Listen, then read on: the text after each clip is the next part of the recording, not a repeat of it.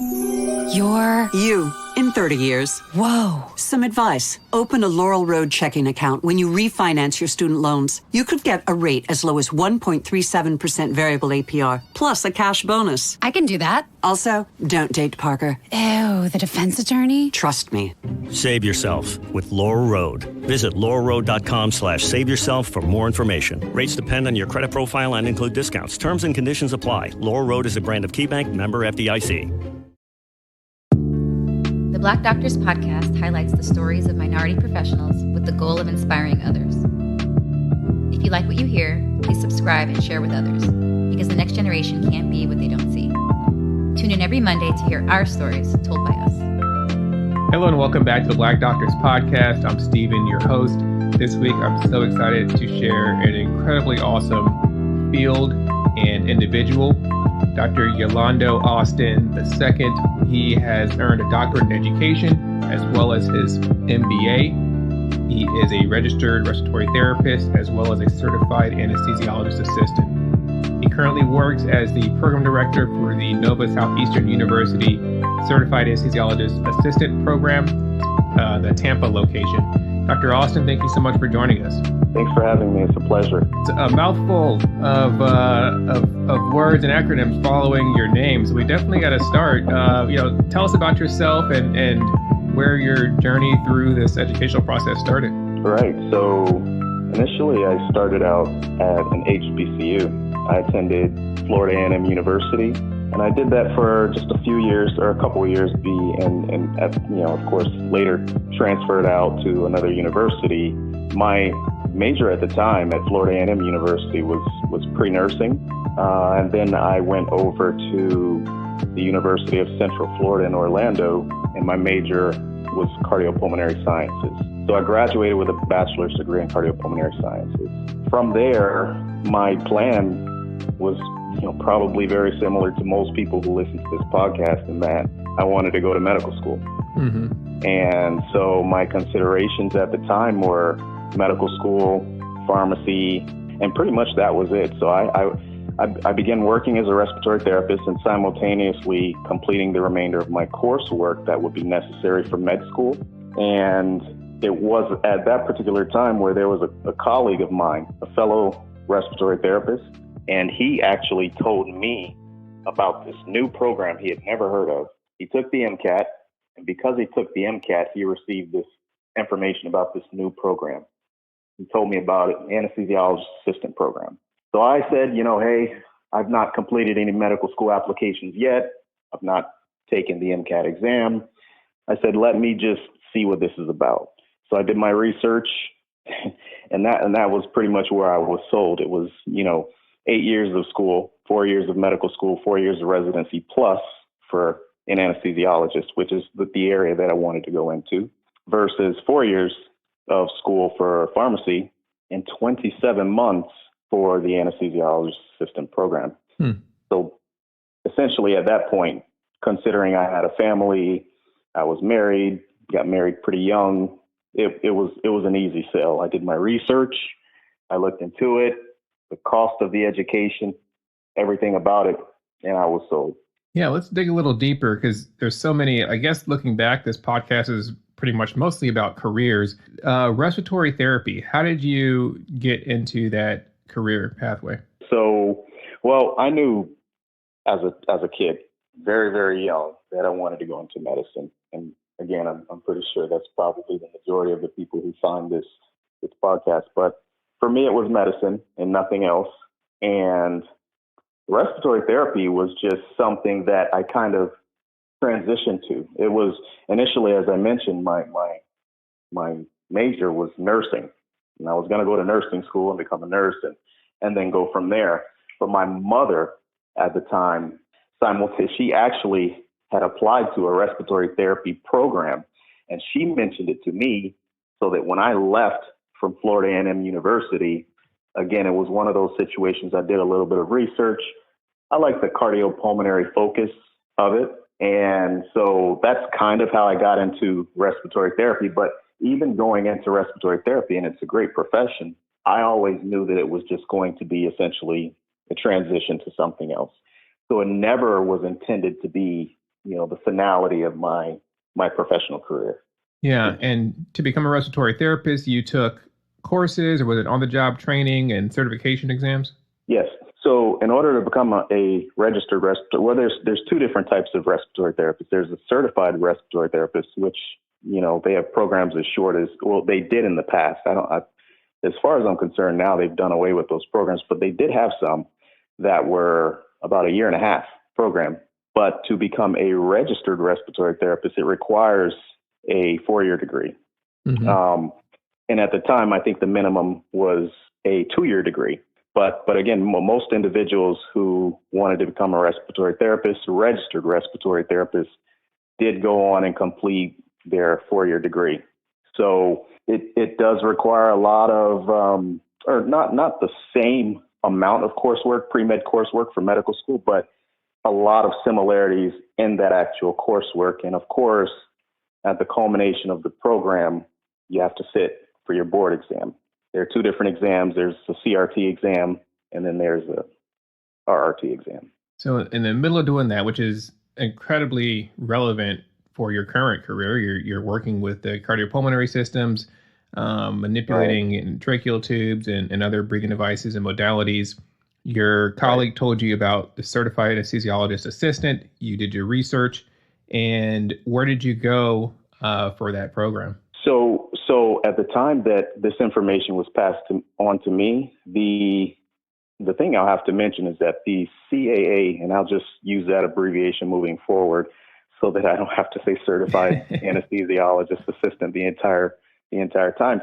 But the CAA profession is relatively young.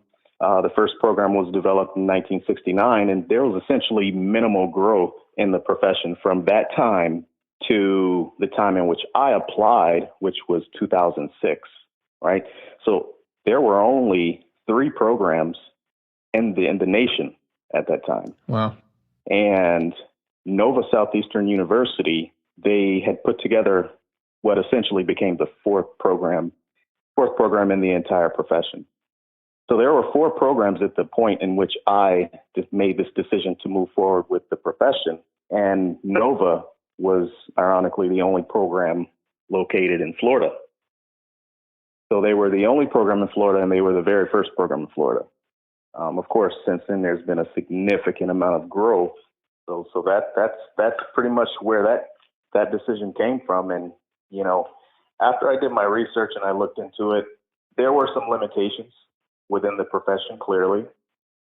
But I think the positives and the benefits did outweigh any negatives, specifically for my situation. Yeah, and possibly the application process has changed, but since you do work in the field as an educator, how do you apply to become a CAA? Okay, so essentially what the same pre-med coursework that one would need to get into medical school is what's required for this profession, right? So all the chemistries and anatomy and biologies and, these types of things, those are the same courses that are required actually to be accepted into this profession. Following that, we also expect that those who apply to the program have 3 letters of recommendation. And this is all things that I had to do at the same time where I had applied many, many years ago. Mm-hmm. 3 letters of recommendation. There's a choice to take either the MCAT or the GRE, and of course, the bachelor's degree. And it doesn't have to be in a specified concentration, but you do have to complete the necessary pre-med coursework. And you started this 27-month program. Can you first let's start by breaking down what a CAA is. Right. So there are 3 different types of anesthesia care providers that are approved to be able to render your anesthesia, if you will. Of course, the anesthesiologist, the Certified Registered Nurse Anesthetist, or CRNA, and then the third profession is the profession that I'm a part of, which is the CAA profession. Right. So and there are more similarities as far as the educational pathway is concerned between the CAA and the CRNA. Now, of course, that conversation can go in a whole lot of different ways, but I think for the sake of missing politics and staying focused, we'll just move forward to say that, there's a lot of similarities between what CAAs do in practice and what the CRNA is expected to do in practice. In practice, what do you do as a CAA? Yeah, so essentially we provide anesthesia in its entirety. So I would say that the job description of the CAA is pretty close to that of the CRNA, which is also pretty close to that of the anesthesiologist. The only difference is that we are a part of the anesthesia care team model, and so we work under the supervision of the anesthesiologist. So an anesthesiologist can supervise, anywhere from 1 to 4 rooms of mid-level anesthesia care providers, that being either CRNAs or CAAs. Mm-hmm. So yeah, we everything from induction, maintenance, emergence, peripheral nerve blocks, regional anesthesia. I mean, you name it. The entire gamut of perioperative patient care, essentially, is what the CAA is expected to be able to do. Yeah, no, that's fantastic. So when you started your program for those 27 months, how is that program broken down and structured? So the program itself it's a 27-month program, but the first year is essentially purely didactic, right? And the premise behind that is that we essentially want to make sure that the student gets a pretty solid foundation of, all of the didactics before they ever step foot into the clinical arena. So there's 27 months. The first 12 to 14 months are purely didactic with very little clinical. However, the last year is essentially purely clinical. And if there are any didactics, it's very, very, very minimal. And do you go through different rotations when you get to the clinical portion? So one of the things that we do is every single one of the students in the program, we're tracking their case logs and we're tracking their number of hours completed, their clinical hours. So we essentially have a minimum that every single student has to complete in every subspecialty of anesthesia. So, your cardiac anesthesia, trauma anesthesia, pediatric anesthesia, neuroanesthesia, all of these subspecialties, we have to complete so many cases and so many hours in each of these subspecialties before we can even complete the program. So that entire second year, we're switching locations. And of course, we have clinical sites throughout the entire U.S. And actually, believe it or not, we do have a few international sites. Oh, wow. Now, of course, considering COVID, we've had to kind of fall back and not utilize them as we would like to. But we still do have those affiliation agreements, and we hope to get back to using them. So essentially, yeah, that's what the curriculum looks like. It's kind of a snapshot of the curriculum. Is that first year didactic, very little clinical. Second year clinical, very little didactic. Completing all subspecialties of anesthesia, targeting a specified number of hours, specified number of clinical cases. And that produces a well-rounded anesthesia provider that's ready to go out and practice. Absolutely. And, if I'm speaking about my program specifically, then the program statistics definitely show that we put out a good product. Everyone gets jobs. Job placement is 100%. Board exam pass rate is 100%. First time pass rate. Oh, wow. So, attrition, of course, we're like most other AA programs, and we just try to make sure that we keep with under 10% attrition. And I think most of the AA programs do that. Gotcha. So as you were finishing up your program, you went out, you found a job. Can you kind of describe what a typical day or typical week was like for you and your practice? So typically what I would do, and actually I currently do, though I'm the director of the Tampa Anesthesiologist Assistant program with Nova, I also practice, and I'm contracted with 2 different groups here in the Florida area, Tampa, Florida area. So, we come in the morning. Of course, we would find out what our assignment is. So, I'm sure every one of these facilities, they have a board. We find out what our caseload would look like. From there, we would go and set up our room, make sure we get our, anesthesia drugs, anesthesia cart, all of that set up, our airway equipment set up, check the machines and things like that, come out and pre-op the patient, or basically have a conversation preoperatively with that patient in preparation for the anesthesia. And then we would, now of course, the anesthesiologist is on board and they're knowledgeable about essentially all of these things. They've seen the patient as well. And when we're ready to go into the room, we go bring the patient back, prepare that patient for induction. And technically at this particular point in time, we're supposed to call the anesthesiologist. Right now, there's a lot of points that I can mention there as far as whether they would come or whether they would not come once they're called. But that's the way the profession is carried out. It's intended that we call the supervising anesthesiologist. They come in for induction, which is getting the patient off to sleep essentially. And then they're right out the door, and we're monitoring the patient throughout the entire surgical procedure, and then wake the patient up in the end. So we emerge the patient and then drop them off to recovery.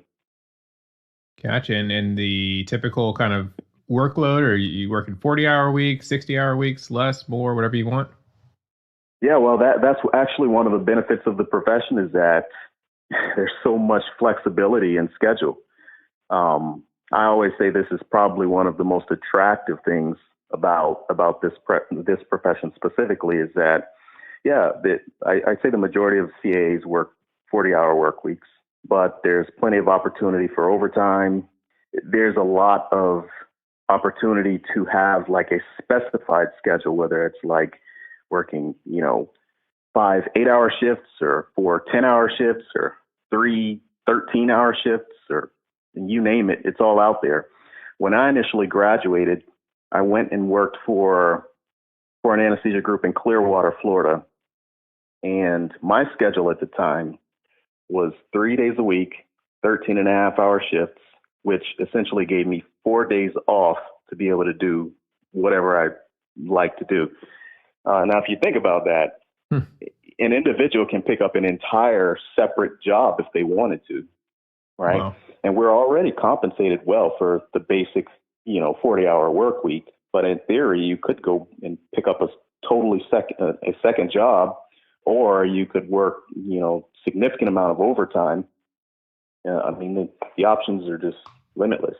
So, Llalando, in addition, though, to becoming a CAA, you at some point earned a doctorate of education, right, and an MBA. Right. So, where did those come into the picture? So basically, I graduated. My program started in 2006. I finished in 2008. Okay, and as I mentioned, I went to work for an anesthesia group that covered major hospitals in Clearwater, Florida. Now, at the time, that was 2008, there was discussion of Nova Southeastern University opening up a second program, right? So the primary location was in Fort Lauderdale, Florida, which is the program that I graduated from. But there was discussion of them opening a Tampa program. And at that particular time, though I was working clinically, he's now the chair of the department, but at that particular time, he was just the program director. He asked if I would be willing to, help out by teaching some courses for the program. He knew that I had a background as a CRRT. And, so I said, hey, I'd consider it. So fast forward into June of 2009, that's when the first class started in Tampa. So I initially was onboarded and I started teaching right at the beginning of this program's inception. Now, part of that process of, joining this institution as faculty meant that I was able to take advantage of some of the benefits offered. And one of the major benefits was the 100% tuition waiver. So immediately, when I finished my AA training, my initial plan was, okay, I finished this CAA program. I'm doing well. I'm very, sharp in perioperative patient management. Said, but I think, now is a good time to go back to that original idea of mine and perhaps go to medical school. So medical school was, again, in the back of my mind. But then this opportunity had come up, and it was one I couldn't pass up. It was one that, I didn't have necessarily any passion for teaching, I would say, at that particular moment, or at least I didn't know I did. But it was something that I told myself, I said that I absolutely needed to give it an opportunity, give it a try. So I did that. And I think that just ended up being probably one of the best decisions that I've ever made, just Really? because of all things that followed thereafter. I mean, for me, I was never one of those kids that said, I absolutely have to be a physician, right? I just knew I wanted to practice in medicine, and I felt like, utilizing the maximum amount of what I could offer would be that I would go to medical school, right? But, this proved to be, I would say, a better option for me, especially. And then, of course, them providing for the 100% tuition waiver and paying for my doctorate, it gave that doctor title, if that was ever a concern. And then, again, they paid for my MBA, 100% tuition waiver. Yeah. So win-win-win. And again, goes to show the variety of specialties and types of work that the healthcare professions represent. I am curious. So the student became the teacher. So as a faculty member and the program director, can you talk a little bit about what you've seen and how you've seen this career change and anything that you think would help future CAA students? So I would say that, when I started in this profession, it was back in 2006, and there was a lot of limitations, right? I would say at the time, CAAs only practiced in maybe 10 states at that time, right? Which is, if we're being honest, that's a pretty significant limiting factor. Yeah. So that was what I walked into. And 4 programs, maybe 10 states.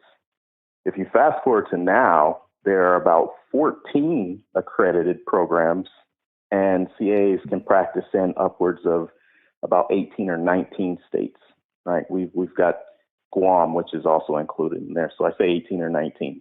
So that's probably the most significant change that I've seen. But the other areas where I've seen clear change and positive growth is in what the programs offer to the students.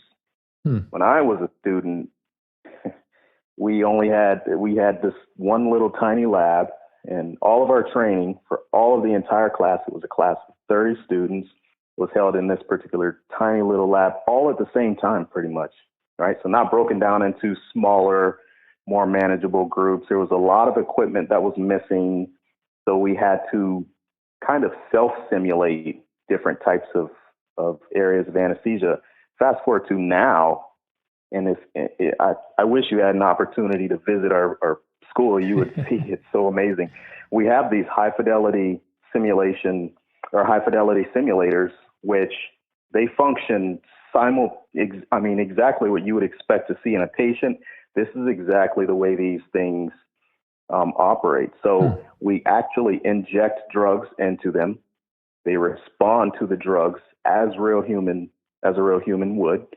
We can make them cry, scream, everything. We can adjust their breathing to, account for different types of perioperative patient concerns or different types of events that can happen intraoperatively. We have a regional anesthesia lab. So Whereas when I was a student, they didn't teach. We barely got any training on spinals, epidurals, and definitely not ultrasound guided regional anesthesia because it just had not grown that much in popularity up to that point. But now we have an entire lab built out specifically for training ultrasound guided regional anesthesia techniques. We also use the ultrasound machines that we have on campus for vascular access and training of that. Task trainers for epidurals and spinals and things of that nature. So again, the tools and modalities used to train the students today significantly far better than what I had when I was in my training. Yeah, that's fantastic. And it sounds like there's been an incredible amount of growth in the field as well as in the way CAAs are being educated. Right, for sure. So what would you say to that college student that's out there, knows they want to work in healthcare, probably hasn't heard of a CAA before listening to this episode, but they're on the fence, might be interested. What would you say to that person? I would say that, some people know right from the start, right from the beginning, that they want to be a physician, right? And for those particular students, I would say there's only one choice. There's only one option, and that's medical school. But if it's for any other reason, or if becoming a physician is not, maybe if it doesn't hold the same merit or the same desire as maybe it once did when you were younger or before you started your academic career, things of that nature, then I would suggest that you consider physician extenders, whether that is a PA or whether that is an anesthesiologist assistant. I think they're both really, really phenomenal options. Now, again, I think that comes down to what your desire and your passion is, because I always say the same thing. I oftentimes will have a student who will say, hey, Dr. Austin, I'm considering this program. I'm going to take, should I take the MCAT, or does that look better than me taking the GRE? And my response is always, well, is there any part of you that wants to become a physician? Because if the answer is yes, then you would only obviously take the MCAT so that you can cover both bases. But aside from that, just get exposure, go out, do some shadowing, take the opportunity to kind of, be a part of the perioperative environment, see what physician extenders do in anesthesia, talk to a lot of them. And, one of the things that I hear, and, I hope this doesn't come off the wrong way, is that you can ask any CAA, you can ask any of them. And I've never met a CAA that regretted his decision to go into the profession. But I've heard of a lot of people who've applied to our program who've, done some various shadowing of different types of specialties for medical school and becoming a physician, that said, they were either guided by the physician that said, hey, if I could do it all over again, I'd do it differently, and I'd consider CAA, or some that just seemed quite miserable in the choice of their profession. Now, that's not everyone. Of course, there are great physicians who love what they do. I think the majority of them are, but equally, and I'm sure no one would dispute that there are some that don't seem very happy. Burnout is real. It's a real thing. Awesome. Well, Dr. Austin, thank you so much for coming on the show. Again, I have been actually looking high and low to find a CAA to come and talk. And one of the students online, I think is Anesthesia AL, she pointed me in your direction. I'm so excited that she did and was able to pick your brain. You obviously have a wealth of information, especially including the fact that you are a program director for Nova Southeastern University, the Tampa campus. Thank you so much for coming on the show and sharing this incredible field of medicine, because representation matters.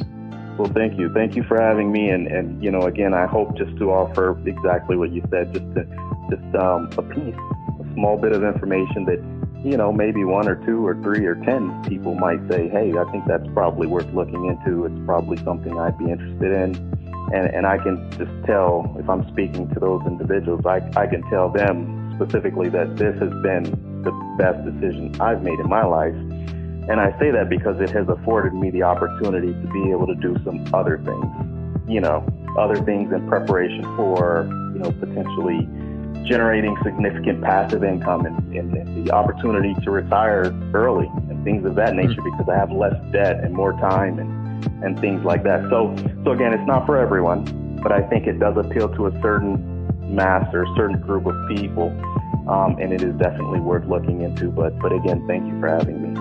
Absolutely. And we'll include some links. I mean, you can Google with Southeastern University, but we'll put the links in the show note as well, so you can begin to read about some of these programs and start to research if you're self-inclined. The Black Doctors Podcast is a nonprofit, volunteer passion project with the goal of inspiring all who listen. Tune in next week for another episode of the Black Doctors Podcast with Dr. Stephen Bradley, your friendly neighborhood anesthesiologist.